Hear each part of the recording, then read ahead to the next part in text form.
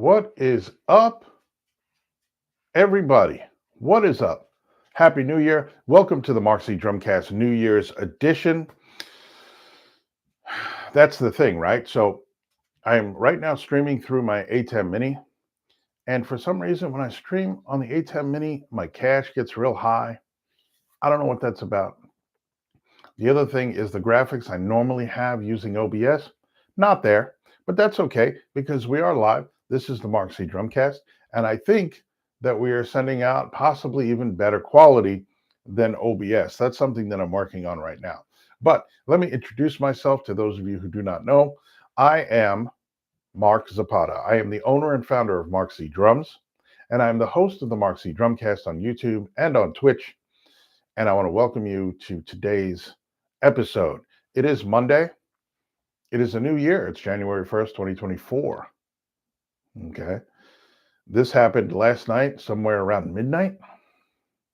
And let me tell you something. If there wasn't the craziest stuff going on last night on television and on YouTube, because I stayed home and I tried and thought about finding a metal show like 2019 Suffocation, which was a great show and a great time, great New Year's Eve. But other than that, I prefer to stay home, chill out with my boy Louie, with my co-host, and we hang out, right? So last night, I was in Nashville. I was in Miami. I was in Los Angeles. I was in Times Square in New York. I was in Dubai. I was in Tokyo. I was in Disneyland. I was everywhere because there are so many live streams on YouTube of places all over the world counting down and celebrating with the fireworks and everything. It was really, really cool. The networks, right? Because CBS, which is Channel 2 here in the Northeast, CBS had the Nashville Bash or something like that. And it was cool, you know. A lot of country artists, some rock artists. They brought out Leonard Skinner and some people that I didn't really know because I don't know that genre too well. But then I went to ABC with Ryan Seacrest and New Year's Rockin' Eve. And I mean, I don't think it's called that anymore. But, you know, it was Cardi B and like Doechii, something like that. I don't know. I know I'm ignorant about these artists and these people, right? And that's okay because everybody's not for everyone. But let me tell you, Cardi B is not for me, boy. I will tell you what. But it was okay. So let me get into the craziest stuff about what I saw last night. First of all, Manhattan was Times Square in Manhattan, more specifically, was Planet Fitness Land. So think about the genius who came up with the idea that we are going to partner and we're going to get our branding all over the New Year's show. Because what's the number one resolution that people make when the new year rolls around? I'm going to lose weight. That's right. That's what they do. So Planet Fitness, in their infinite wisdom, decided we're going to put Planet Fitness top hats on people. We're going to give them Planet Fitness blow up noodles in our purple and yellow colors. And the whole broadcast, everything people see from around the world in Times Square on New Year's Eve is going to be Planet Fitness. Wow. So I said, okay, this is genius, right? Besides that, you had Megan the Stallion come out. Thee, for those of you that don't know. I know. Megan the Stallion came out. And she was wearing purple. And her dancers were wearing purple. And her dancers had purple bubble coats on. Well, it wasn't that cold out. But anyway, it was a look. Megan the Stallion had a Nike swoosh right here on her upper chest on her outfit that obviously Nike made for her in Planet Fitness colors. And then there was like 3 or 4 Planet Fitness commercials in a row, at least 2 of them featuring Megan Thee Stallion. And then I think she was also doing ads for the Olympics that are coming up in a couple of years or whatever, however long they're coming up. I don't know. But listen, this is some crazy, crazy stuff. I really felt like I was in the Twilight Zone last night. Then on that same stage, New Year's Eve, on the Planet Fitness stage, right in the middle of Times Square, millions of people. Right in the middle of Times Square, Paul Anka. Some of you may not know that name. If you're around my age in this vicinity, you know who Paul Anka is, right? I looked up his songs and I was like, oh, yeah, that's right. But he had some huge hits. And he came out and he started singing My Way, Frank Sinatra's tune, and a couple other things he was singing. So, yo, listen, that, first of all, I'm used to seeing like the Doja Cats of the world and the Megan Thee Stallions of the world and the Cardi B's and the other ones. The one, who was that one that you don't hear about anymore? That one, meaning like female artist that does like hip hop and rap and stuff like that. She was before the Cardi B's and them people. But anyway, that's what I was used to seeing the last couple of years. So to see Paul Anka out there singing My Way, and then he probably sang New York, New York. But here's the other thing. They had Nile Rodgers and Chic come out and perform. They did La Freak. They did some other Chic song. And they kept going back to them. Even after the bell rang, like the ball dropped, I mean, they kept coming back to these people. So then Chic comes back out with Nile Rodgers. And I'm like, what kind of time vortex did I fall into?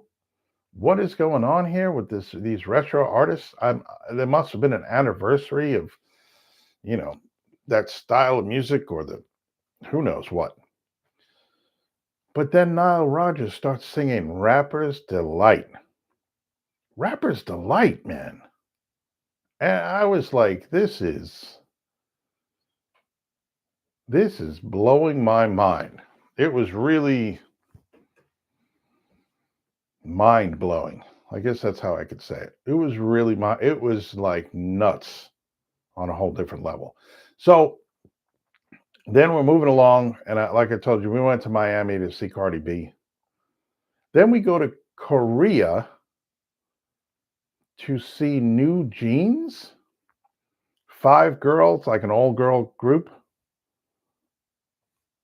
They didn't even look real, to be honest with you.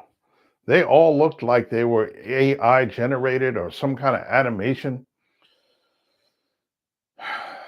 These girls were perfection beyond perfection that like you could not imagine outside of a program or a computer generating this stuff. You know what I'm saying? New Jeans. So that was crazy.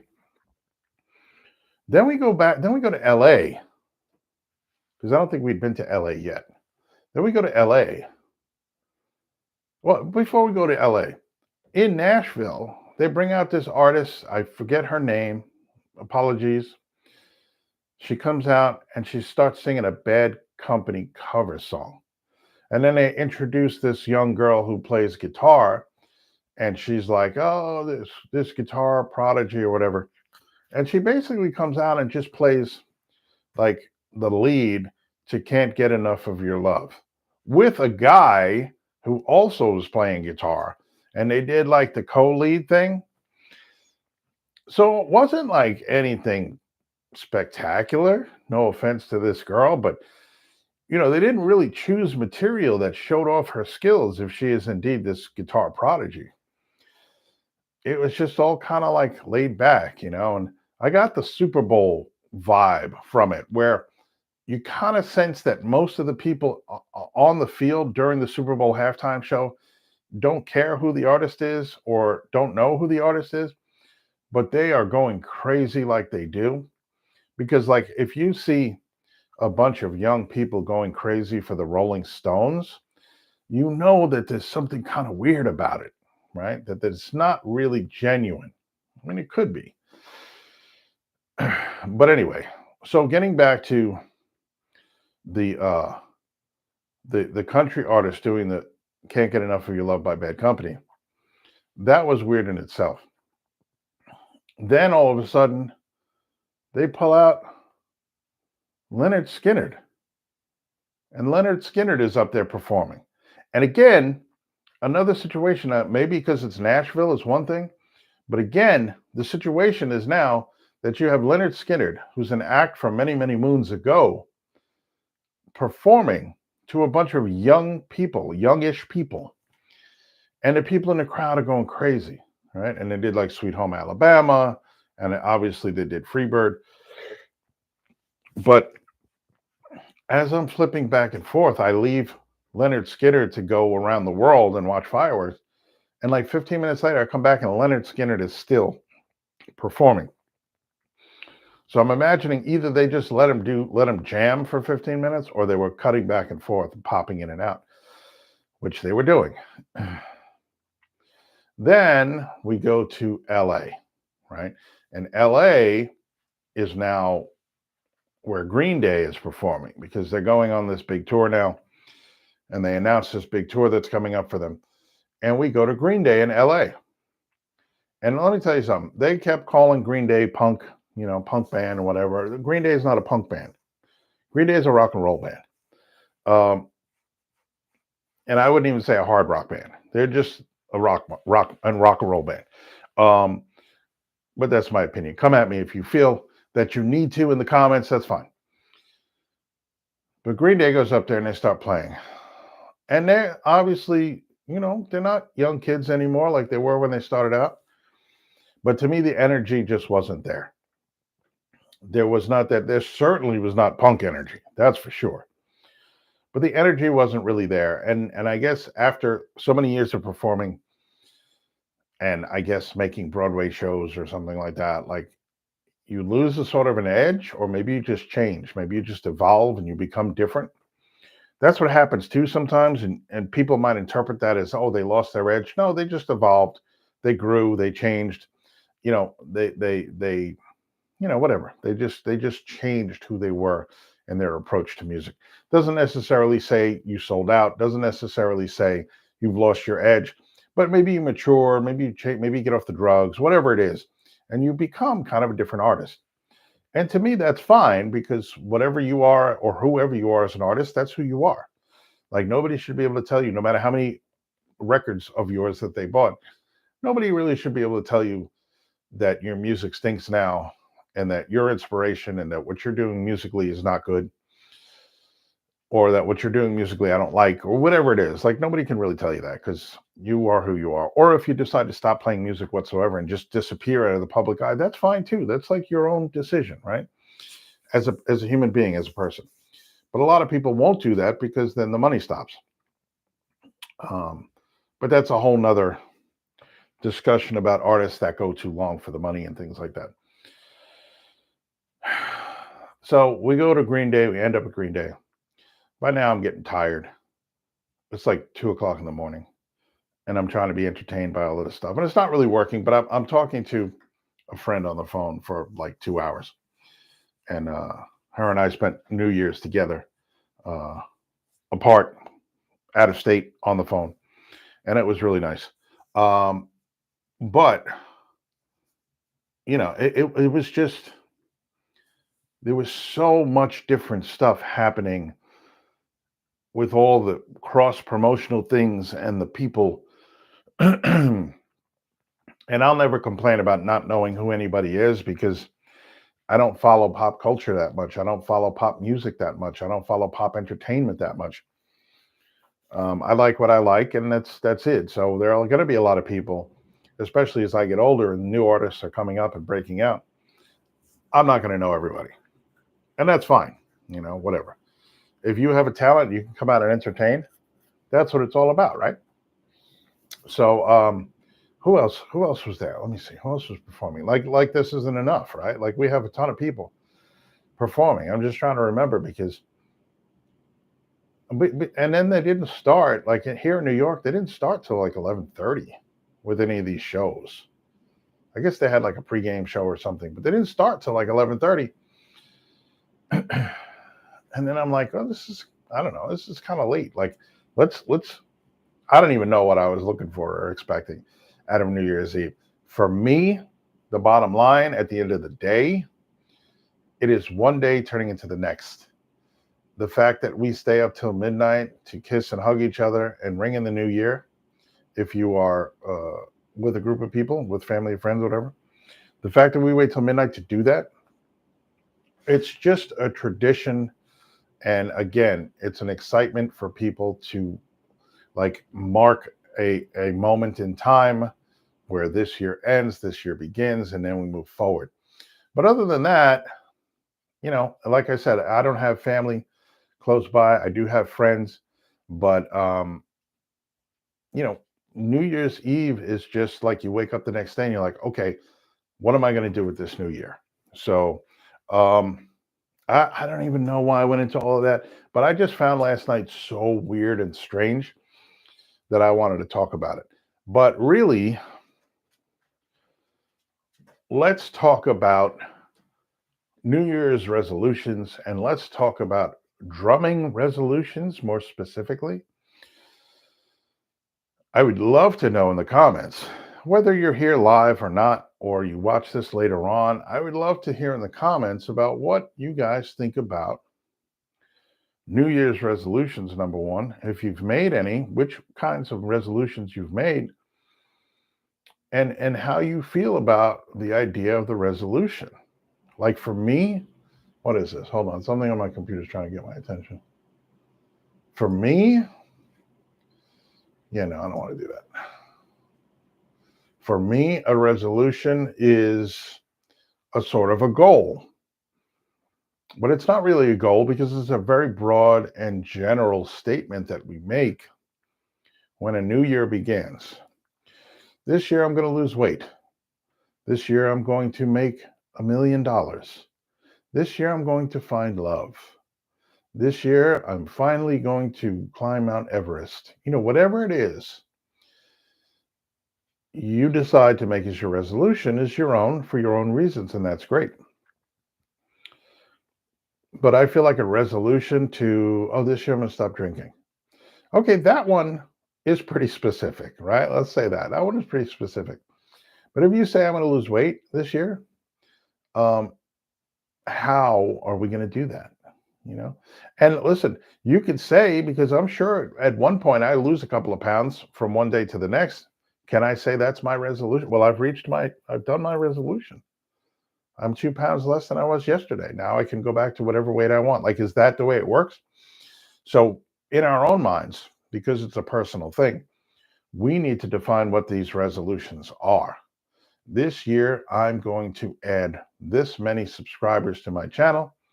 This year, I'm going to reach this many new clients. This time, I'm going to bring on this many new students to my teaching roster. Let's be more specific about the resolutions and let's set goals. If you want to keep the resolution broad, that's fine, but then we have to follow it up with action. And we have to set goals that will help us to achieve or reach that resolution, um, that are reasonable, achievable, that we can build upon. So we can set short-term goals. This month, I'm going to do this. Next month, I'm going to do that. In 6 months, this is my goal. In a year, this is my goal. So what's up, buddy? Louis just joined for the last part of the show. Everybody say hello to Louis. He is the best co-host ever. So setting achievable goals so that we can stick to those resolutions. And for me, the end of one year and the beginning of the next year is a great time, and I think most people will agree, is a great time to evaluate where we've come from and look ahead to what we want to do moving forward. It's always good to have a plan in place for whatever you're trying to achieve in your life, but when we make the plan, we have to accept the fact that life will happen and those plans will change. The goal will stay in reach, but we might have to find a different way around to get to that goal. We might have to adjust what we do and how we're going to get there based on what's happened. And it's not just negative things that happen. Sometimes we set a goal and we become, we find ourselves ahead of schedule. Something really cool happened and progressed us way further than we thought we'd be at that point. And so we have to adjust the goal, not because something bad happened, but because something really good happened. And now maybe we want to expand upon that goal because now we're ahead of schedule, right? Um, so it's always good to have a plan, but it's also very important that we understand that we're going to have to be flexible and we're going to have to move and change direction and change the path and add to or subtract from whatever it is to still get to that same goal. We're still going to be focused on the goal, but just the path to get there might change. Actually, I don't want to say might change, will change, because inevitably, I don't think there's a world where you make a plan and it goes according exactly to plan, especially if it's a mid to long term goal. Um, so I think that resolutions are really cool, but we have to see them for what they are. And we don't want to set ourselves up for failure. We want to set ourselves up for success in the new year. We want to make sure that we put the proper things in place where we can turn around and say, yeah, I made that resolution at the last year, at the end of 2023, and I'm doing it. I'm sticking to it. For me, and drumming goals, it's always about, for me, it's always about learning more. It's always about getting better in areas. If you can identify areas in your drumming where you're not happy and you want to get better, then that's always a great place to start as far as resolutions go and goals go. Let's try to identify where we want to improve. And I don't even want to call them shortcomings. I just want to say where we want to improve because we are all where we are in our journeys, and we're all in different areas, and different areas will be important to each one of us individually. So let's figure out where we want to improve in drumming.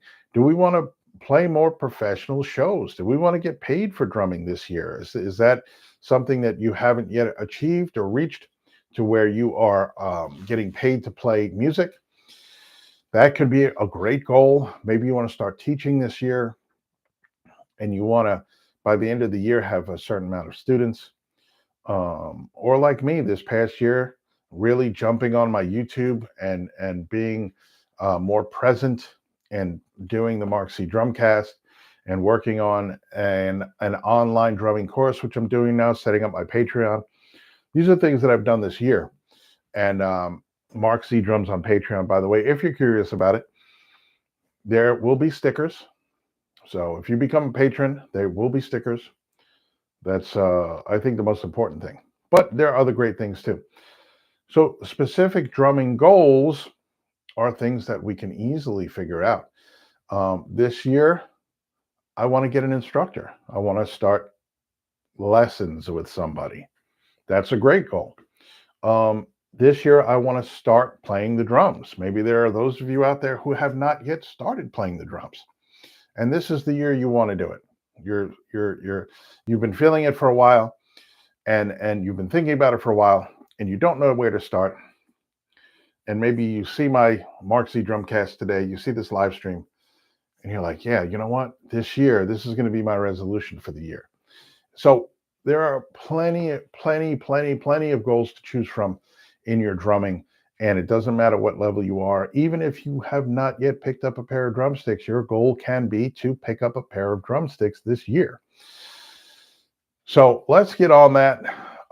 If you want to join a band, you know, if you want to expand your drum set, if you want to learn a different style of drumming that you have not yet tackled, there's another goal as well.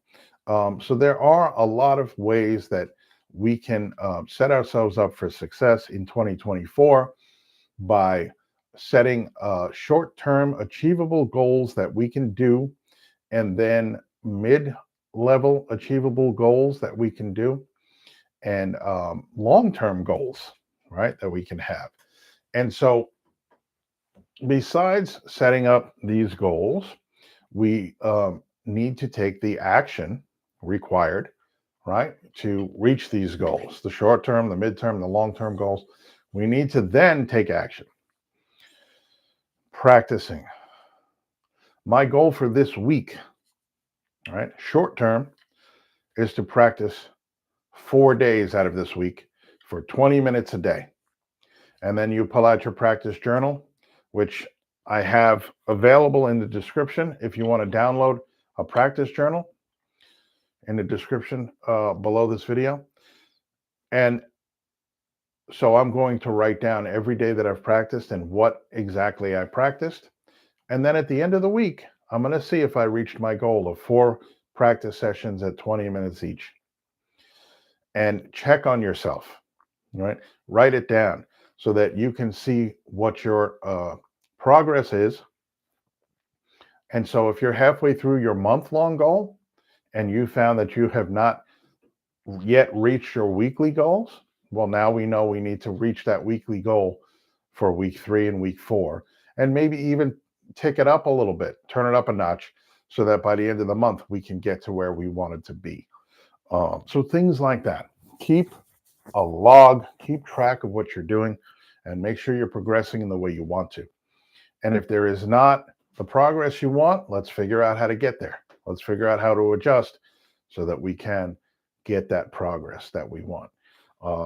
So yeah, set those goals, take that action to achieve those goals, keep track of your progress, and sign up. Sign up for lessons at Mark Z Drums, either at markzdrums.com or hit me up in any one of my socials of Mark Z Drums, YouTube, TikTok, Instagram, Facebook, Patreon, all of that good stuff. And then go ahead to my YouTube channel, Mark Zapata Drums or Mark Z Drums on YouTube, and check out my holiday drum covers, my series called Christmas Jammies, where I jam along to Christmas songs on the drums. I think next year I'll actually get some Christmas jammies and then do Christmas jammies in my Christmas jammies. But again, that's a goal for 2024. For Christmas of 2024, I want to do Christmas jammies in Christmas jammies. And so there you have it. Let's make those resolutions, but then let's set up goals to maintain those resolutions. Let's be successful. Let's map and chart our progress. Let's make those adjustments necessary to reach those short, midterm, and long-term goals. And then let's just have fun, right? There could be fun goals too. I want to learn this song by May of 2024. I want to learn that song. I want to learn how to play this. I want to be able to play along to a song. I want to be able to make my first drum cover video. There's so many great goals out there that you could set up for 2024 under the resolution of I want to take my drumming to the next level or something like that. So have a great day. Enjoy your celebrations. Enjoy your time off of work. And thank you for joining me. Louie and I say Happy New Year, and have a safe and happy celebration time. And let's get out there and let's achieve. All right. Challenge accepted. Thanks again. See you next time.